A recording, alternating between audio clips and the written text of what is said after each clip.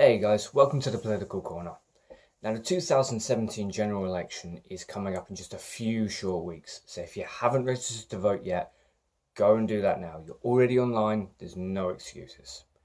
This election is shaping up to be the most important election that we've had in decades. What's riding on it? Well, at the risk of sounding overly dramatic, the future of the United Kingdom. And if you live in England, Wales, Scotland, or Northern Ireland, it's your future too. That being said, let's have a brief look at the main contenders.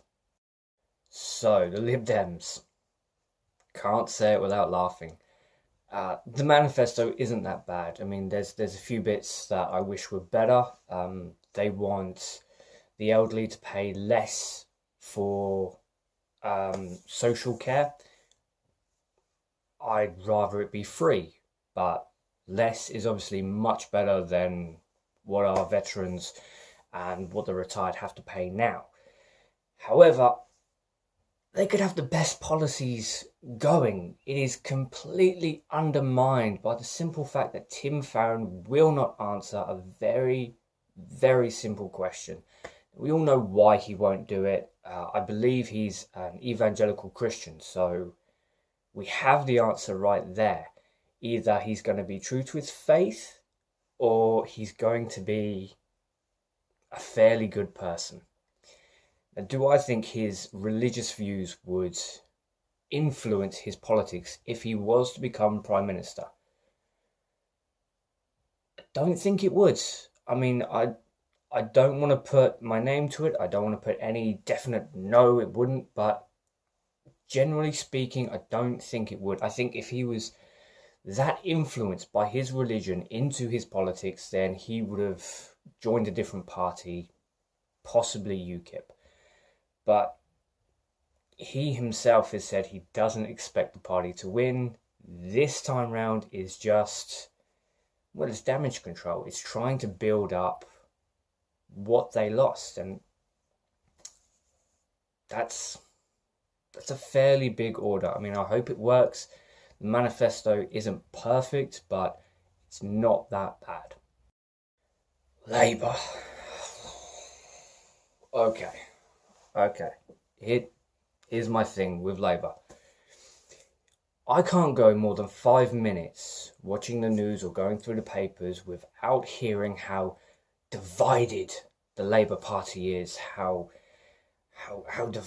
divided the views are, and that people are backing Corbyn, but they're not backing Corbyn, and then they'll cut to an interview of a random citizen who will say something along the lines of, "I like Corbyn, but I wouldn't vote for him." Why? And when pressed, it's just, I don't think he'd be a good Prime Minister. Well, he wouldn't be the Prime Minister that we're used to. We've had Tories for so long. We don't need another Prime Minister. We need a good fundamental person. Now, when you look at Labour's history from Tony Blair onwards, Tony Blair's Labour, the Tories, it's the same thing. The Blairites were the Conservatives. They just had a different name. The Corbynites, they could actually do a lot of good, but they need backing, and they need people to see through all of this BS. Social care is in jeopardy. The NHS is in jeopardy.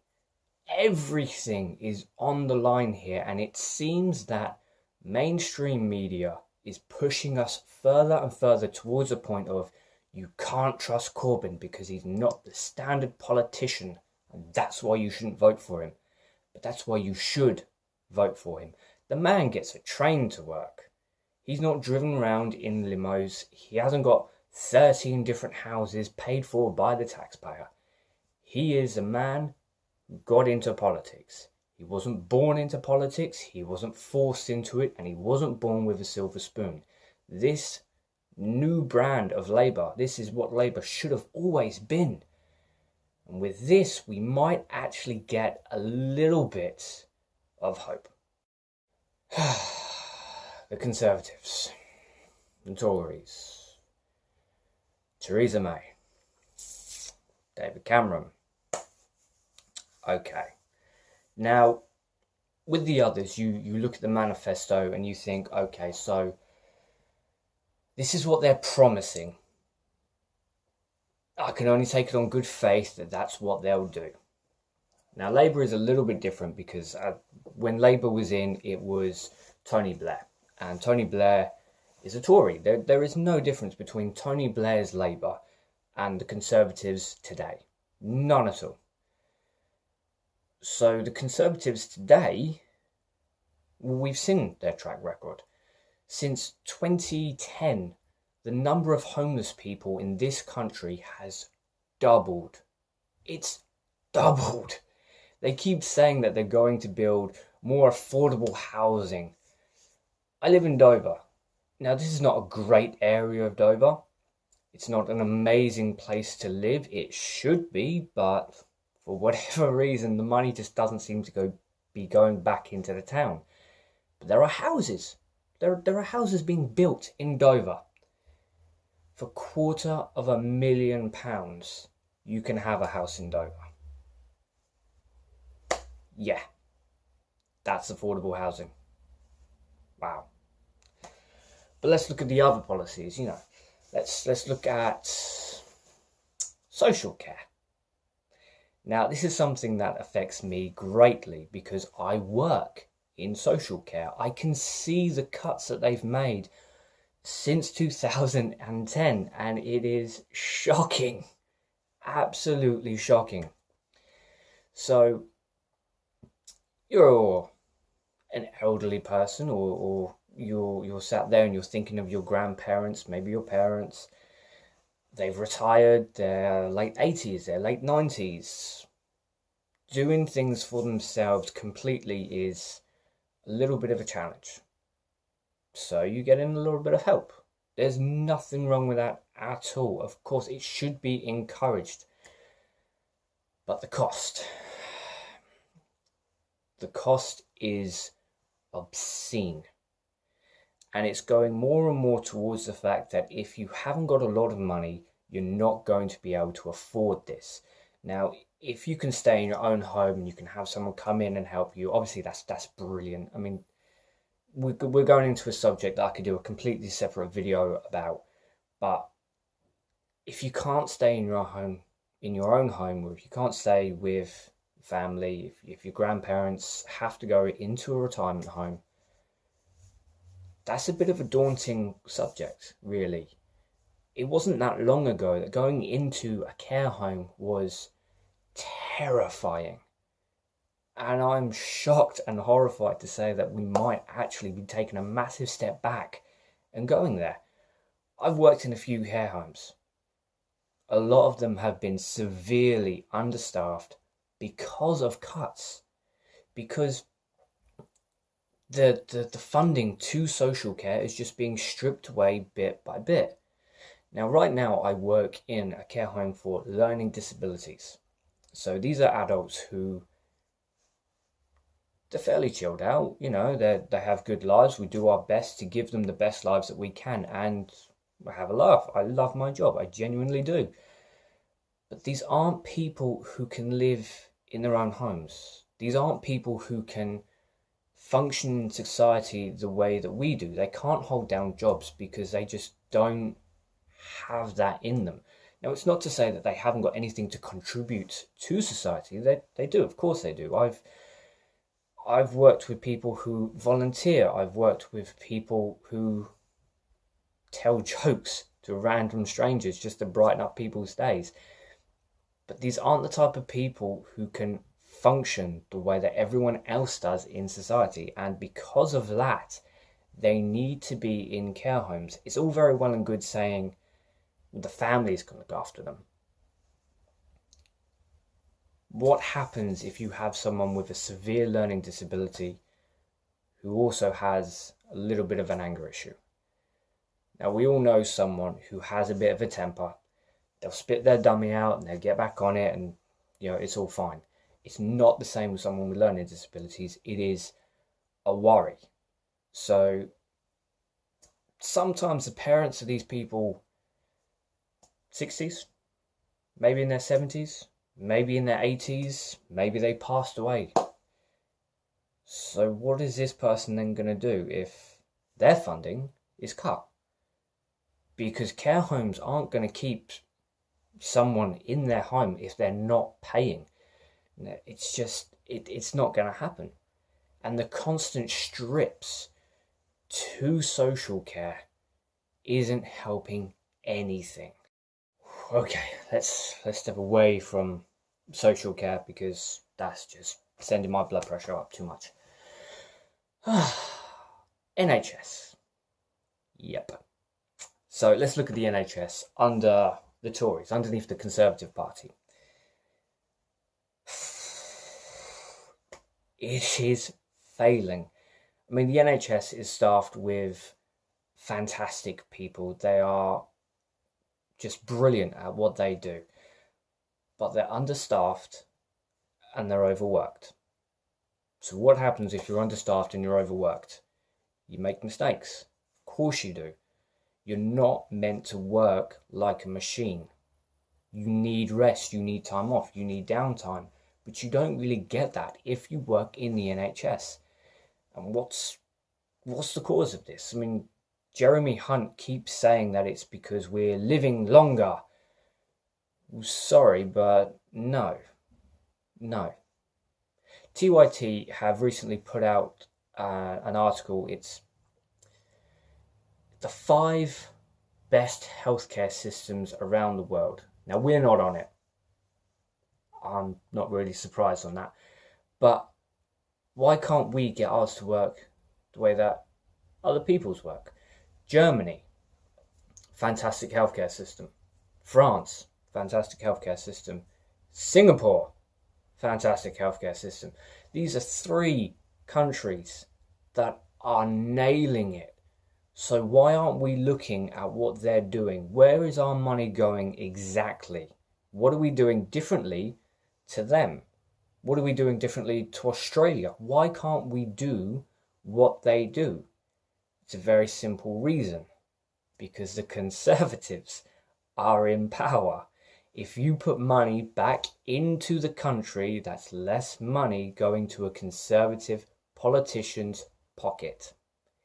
That is what it basically breaks down to. Did not expect it to go on this long. Okay, education. What have we seen in the last 7 years? Cuts. We've seen nothing but cuts, and we've seen glamorized rebirth projects which don't actually work, and it doesn't fix the problem that we have. And the problem that we have is that at least £3 billion has been cut from our education.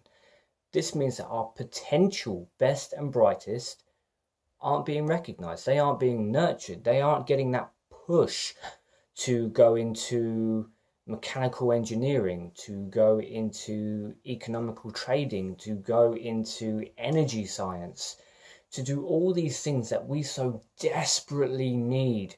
We are so far from where we should be because of cuts to education. Essentially, this is leading us towards the richest of the rich being given all the breaks. We know that the richest of the rich doesn't mean that they're smart. I mean, look at America. Who's running the show over there, and how smart do you really think he is? Man went bankrupt 6 times. One of those times was on a casino. Education is in dire need of support, of funding. It doesn't need more cuts. And the way that it's going, the Conservatives will keep cutting. They will. They will keep cutting for education. They'll keep cutting in the NHS, in social care. More houses may be built, but these won't be affordable houses. These will be £250,000 houses. I'm 28. I'm never going to own a home in this country. Maybe if I buy it now or fairly recently, then hey, maybe my kids or my grandkids will own it. But until that point, it's not going to happen. Wages are stagnating. They had to push it up, but it wasn't because they wanted to. Now, Jeremy Corbyn has said that he's going to raise the minimum wage to £10 an hour. If he does, fantastic. If he doesn't, yeah, it's just one of those. It's one of those things that we just have to deal with. But it's certainly a better risk than leaving it in the hands of the Tories. In the last 7 years, they have broken every promise that they've made, unless it has been a self-serving promise. Okay, let's wrap this up. Theresa May is a liar. She said there wouldn't be an early election under any circumstances. There's an early election. She's publicly defended politicians, conservative politicians, for being investigated for illegal use of public money. That's the tax that you and I pay, that politicians are spending on whatever they want to spend it on. We cannot afford another stint of conservative government.